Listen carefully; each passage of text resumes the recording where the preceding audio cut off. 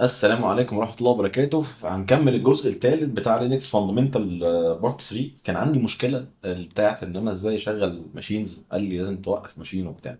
فاكتشفت اكتشاف عبقري جدا الحمد لله، ان انا لازم وانا مخلص الماشين اجي كده عند الماشين اللي انا شغال عليها لو هي بارت 1 او كده، فادوس هنا ترمينيت. انا ما خدتش بالي، يعني سكرت وانا بقفل التاب هي بترمينيت اوتوماتيك، بس لا ده ما بيحصلش، فلازم اعمل كده.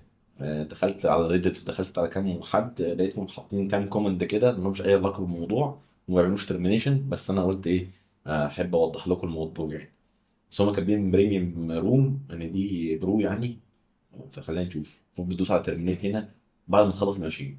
طبعا الماشين دي هنأكس عليها اس اتش. تعال نعمل هنا كونتينيو عشان بيقول لك ليتس بروسيد. طيب هو بيقول لك ان انت هنا اكسس برضو الماشين وندوس على الستارت بوكس، نعمل كونتينيو كونتينيو. سبحان الله. طيب بيقول لك هنا لو انت عايز تعمل فايل تكتب على فايل، يعني تعدل فايل موجود او تكتب على فايل موجود او تكتب فايل جديد، تكتب نانو وتكتب اسم الفايل. طيب تعالى نفتح برضو الشل بتاعنا الاس اتش، نكتب اس اتش تراي هاك مي كالعادة ات 10 بت 10 دوت 15 دوت 1 2 1. والباسورد هيكون عندي، الباسورد هيكون انا فاكر تراي هاك. نعمل كلير للسكرين عشان نشيل الكلام ده كله. طيب بيقول لك ان انت لو عملت هنا كده نانو تاسك 3، ممكن تلغي اللي موجود جواها اللي هو تكست اديتورز. عايز تكتب برضه جواها ممكن تكتب تاسك 3 ده برضه وتكتب جواها اي حاجه، تكتب اللي انت عايزه. عايز تسيف بتدوس كنترول اكس، تدوس واي كده انت بتسيف على نفس الملف. حلو كده، فانت ممكن تكتب وتعمل اللي انت عايزه. هو بيقول لك حتى برضه نفس الكلام يعني. فبيقول لك طبعا ان في حاجه زي فيم ده برضو ادفانس تكست اديتور، بس انا شخصيا ما بحبوش، انا ما بستخدموش خالص. عشان هو في شويه حاجات كده كاستمايزيشن وبتاع انا ما بحبهاش، مش بستخدمه خالص، مش عارف ليه بصراحه. بس انا يعني شباب اللينكس الجيكس قوي بيستخدموها، بس انا عشان فلاح ما بعرفش استخدمه بصراحه. طيب فالفلاج هيكون تكست اديتور اللي هو ده، فانا ما بحبش استخدمه. اسمع.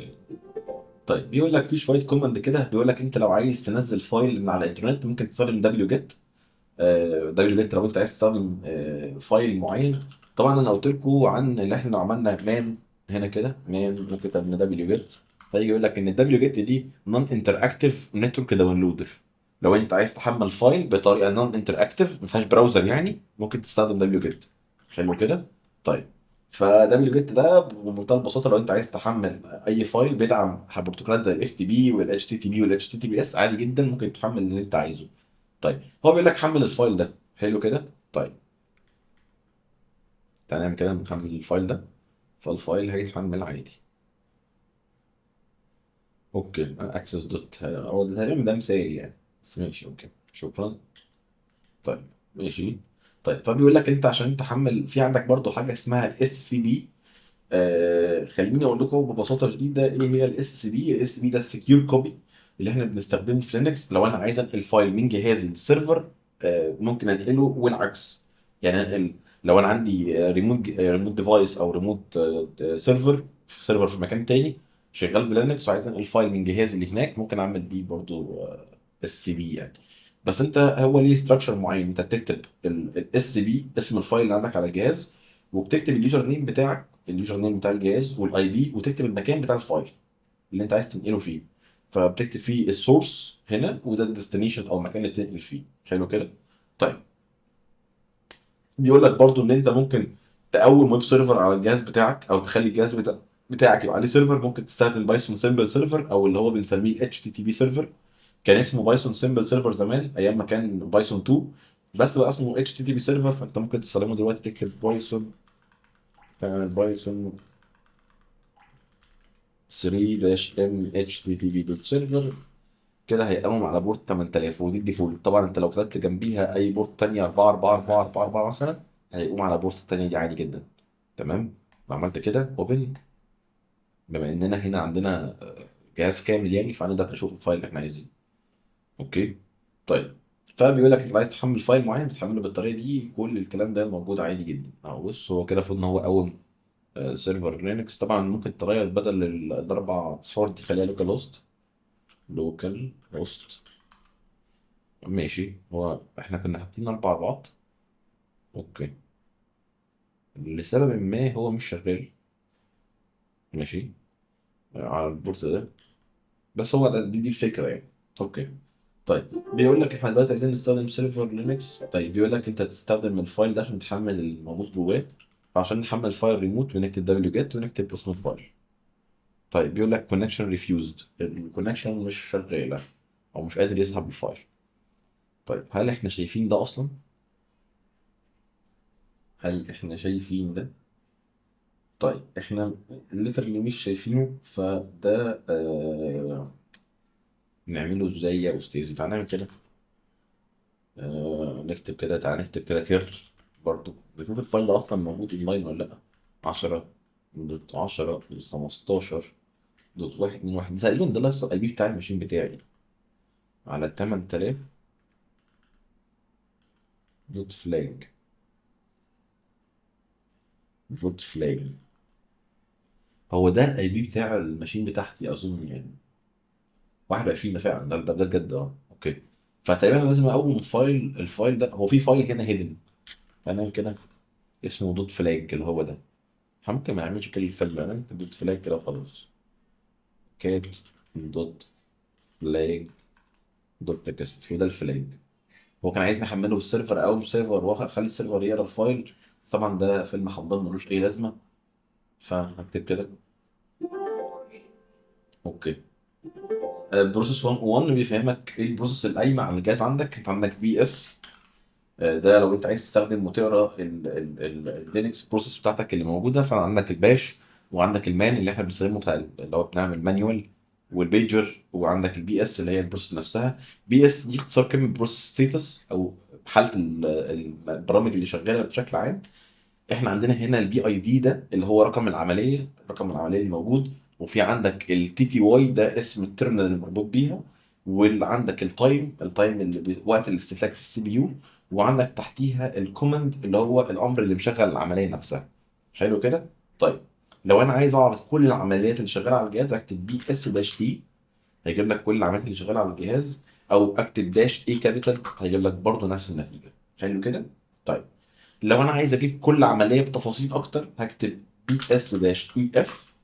هيجيب لك بكل التفاصيل مين اللي مشغلها وكل التفاصيل دي كلها شغاله ازاي. لو انا عايز ادور على عمليه معينه برضو ممكن استخدم جريب. لان انا عايز اعمل كده واكتب جريب. واكتب كل العمليات اللي فيها تراي هاك بلس ده. دولت اللي شغالين على تراي هاك بلس كلهم. ممكن اعملهم برضو. كل الكلام ده متاح يعني بشكل عام. لو انا عايز اعملهم بشكل تري او شجره كده في طريقه بسيطه جدا ممكن اعملها. اكتب بي اس داش اي جي اتش.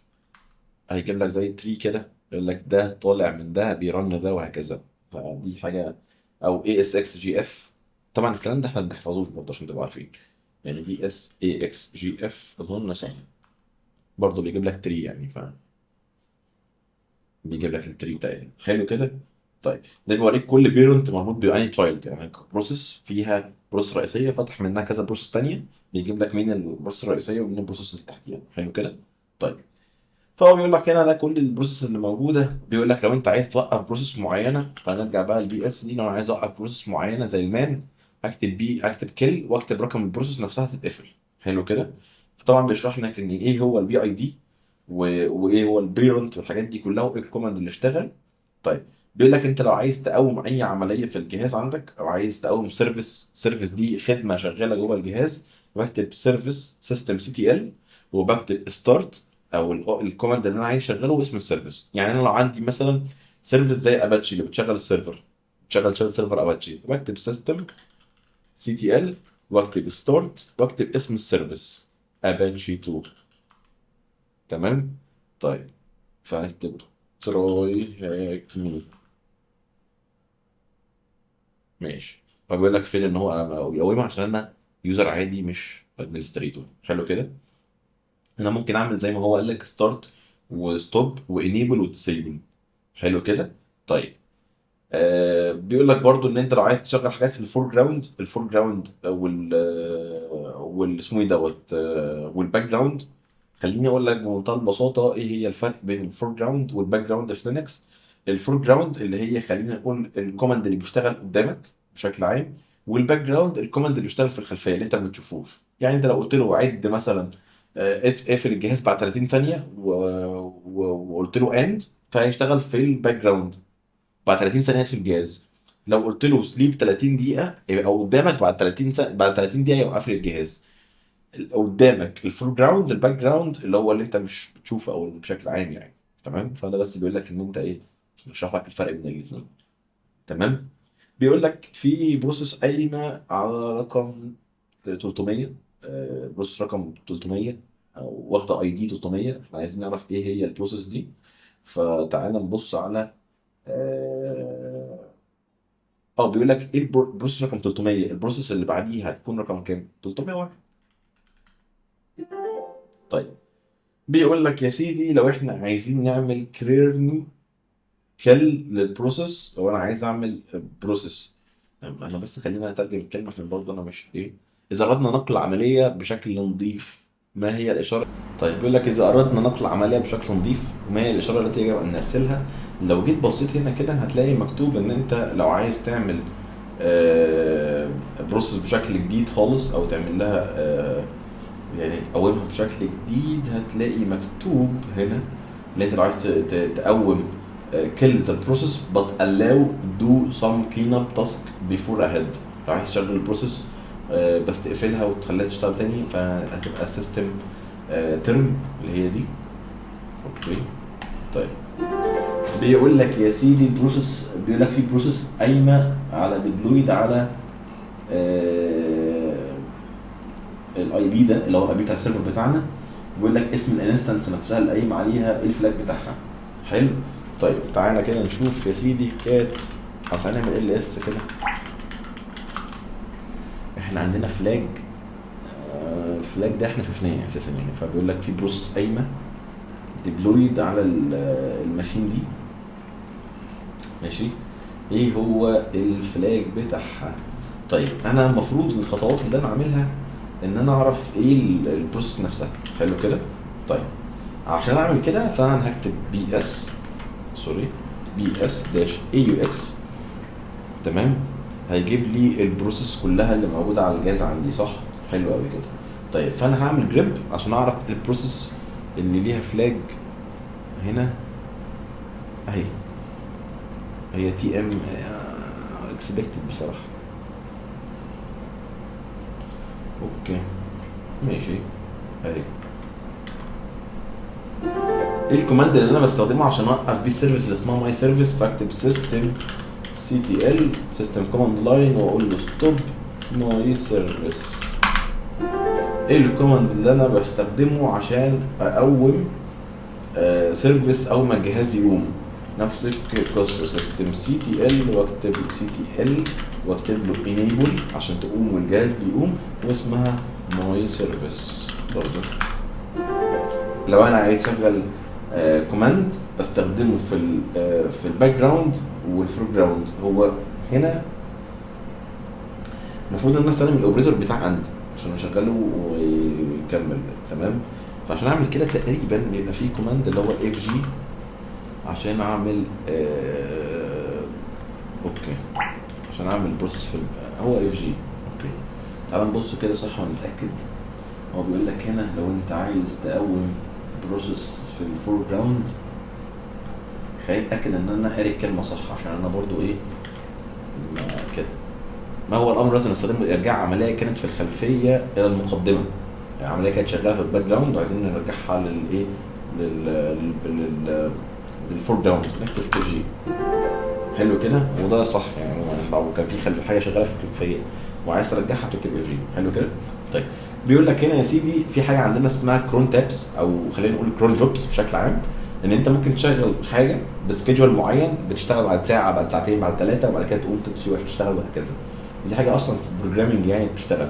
بيقول لك ان هي من مين وات تايم تو اكسكيوت الهور الساعات الدوم مانسز والحاجات دي كلها. دي حاجات عاديه جدا. فايه بيقول لك احنا هناخد الاكزامبل ده عشان اقول له ان انت بعد عدد معين من الوقت المفروض تعمل الخاصيه دي.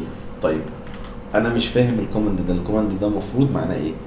طيب الكوماند ده معناه ان انا عندي هنا الدقيقه دي صفر، هنا كده دي صفر، اوكي، و12 دي كل 12 ساعه، انا بقول له كل 12 ساعه في اي يوم في الشهر، في اي يوم بشكل عام، يعني يوم شهر سنه واسبوع، هتاخد باك اب من الفايلات دي تحطها في الفولدر اللي اسمه باك ابس.